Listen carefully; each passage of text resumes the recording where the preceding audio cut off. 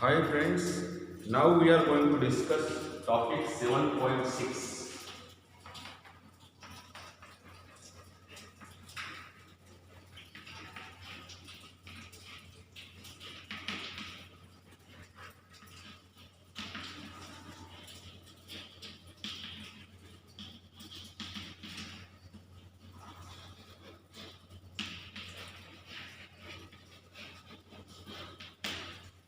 Angular velocity and its relation with linear velocity. We all are now knowing what is a rotational motion. Rotation of any rigid body, if you check, consider this is the rigid body. It's a rotating with certain angular velocity. Now, when rigid body is rotating, all the particles, this is rotating about an axis. This is vertical axis. Now, one particle, this is the particle P1, this is particle P2, this is particle P3, this is particle P4. All these particles, they are moving along a circle. This every particle is performing circular motion and center of this circle is along the axis of rotation. This is important thing. It means that all the particles of a rigid body are performing circular motion when the particle is rotating about an axis. Difference is that the radius of all these one are different. They all are performing this circular motion with a different radii. Now consider one such a particle. Before that, now this is one such a particle P. This is a particle P. So I take it here, and this is the particle P. This is P. This is C. Now C is the center of this circle. What is C? Is a center, and P is a point where the particle is. P is the particle. Therefore, CP, the line joining, vector joining CP is called as the radius vector. This is known as the radius vector. The vector joining from center of the circle to the point on the circumference is called as the radius vector for that particular position. Now, when it goes, initially it is here, suppose that it moves to Q. Then this is angle theta. You see, QC, or we can write it as P prime. P prime CP, the angle P prime CP is called as angular displacement.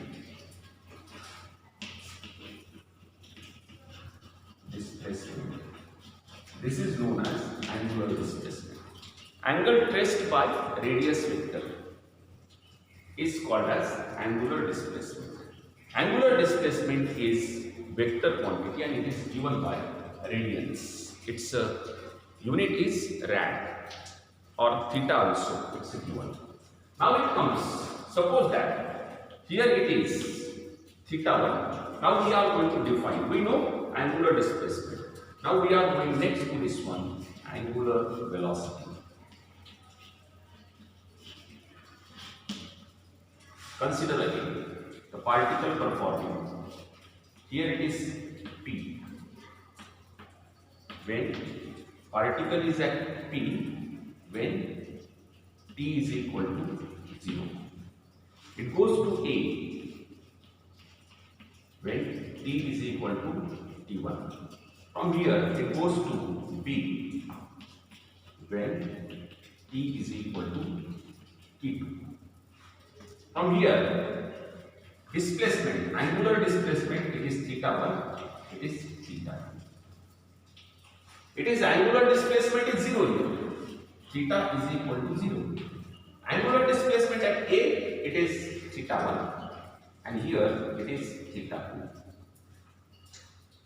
This is taking place. This is T1 and T2. Now we are defining average angular velocity. What we are defining? Average angular velocity. Average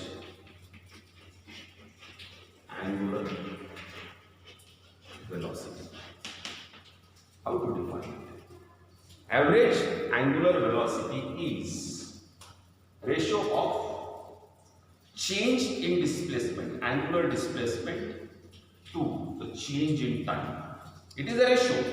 It means that change, it is theta 2 minus theta 1, which is equal to d2 minus d1.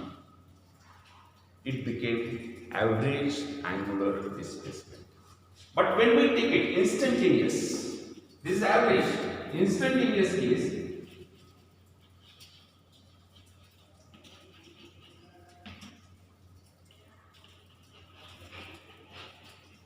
angular velocity. Instantaneous angular velocity. We define it as, in that case, limit delta t tends to 0, delta theta divided by delta t. These all things. Point B is almost at point A. Very small time interval, infinitesimal small time interval, we take it when this is there. And this is also, this is omega is equal to d theta by dt. Omega is equal to d theta by dt. Now we get it. Instantaneous angular velocity. It's a unit, it is a vector quantity. This one is vector quantity. Its a unit is rad per second. Its a unit is rad per second. Now once we know this one, we have already defined linear velocity when we were studying motion along a straight line, or some part of it is defined somewhere in motion in a plane also. We define this linear velocity. It is dx by dt. It is dr by dt. Here it is d theta by dt. Now let us find out, let us discuss relation between angular velocity and linear velocity.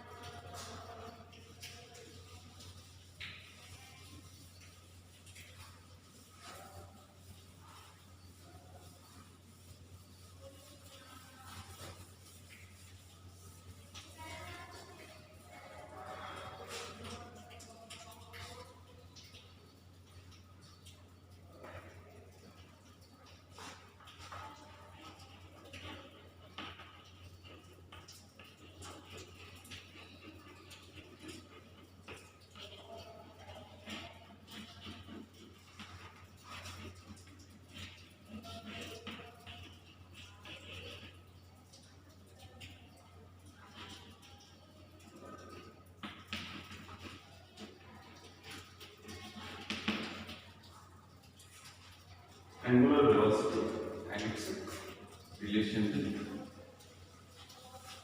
linear velocity. Once again, consider a body performing rotational motion. That is a body which is performing rotational motion. Any shape rigid body, it's a performing rotational motion.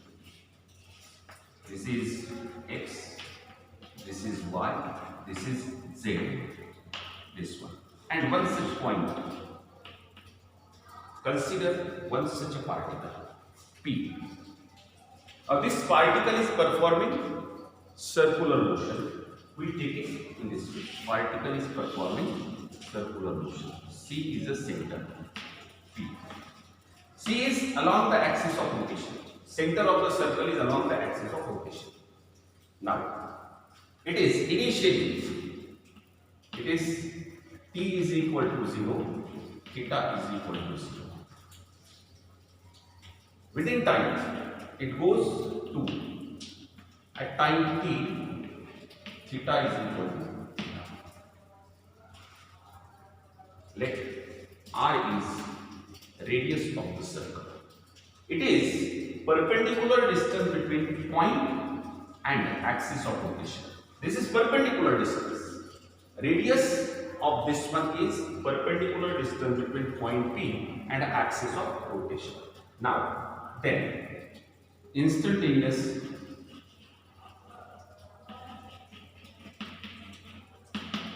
angular velocity.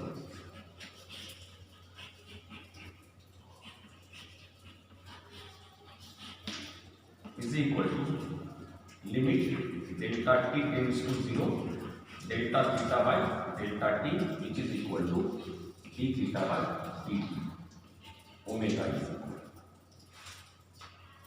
See, when it is going from P to P prime, this angle is theta, which is angular displacement. It is a small angle, delta theta we are taking.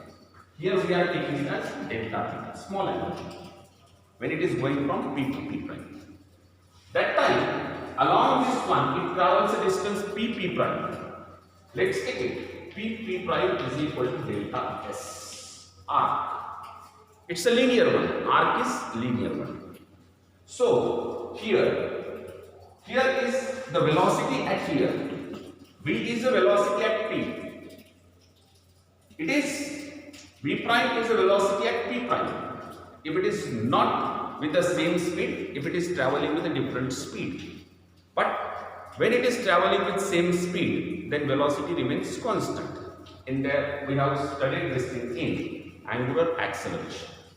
So this velocity is V, and its direction is a tangent to the circle at P. Direction of velocity is a tangent to the circle at P. Now let us see what is instantaneous velocity.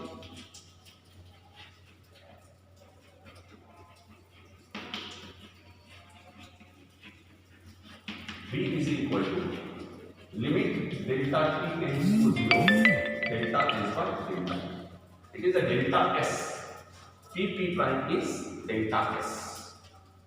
But then from geometry of this figure, delta theta is equal to delta is by r. We all know r by radius is. It implies delta S is equal to r delta theta. It gives us delta S is equal to r delta theta. Now, V is equal to limit delta t tends to 0, r delta theta by delta theta.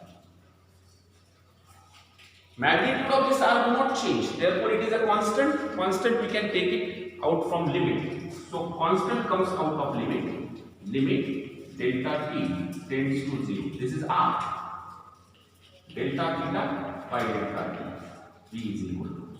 But this is by definition instantaneous angular velocity. Limit delta t tends to 0, delta theta by dt, which is equal to V is equal to r d theta by dt, or which is equal to r omega. We get relation V is equal to r omega. So linear velocity is equal to, we are getting it here, linear velocity is equal to r omega. This is magnitude one. This one is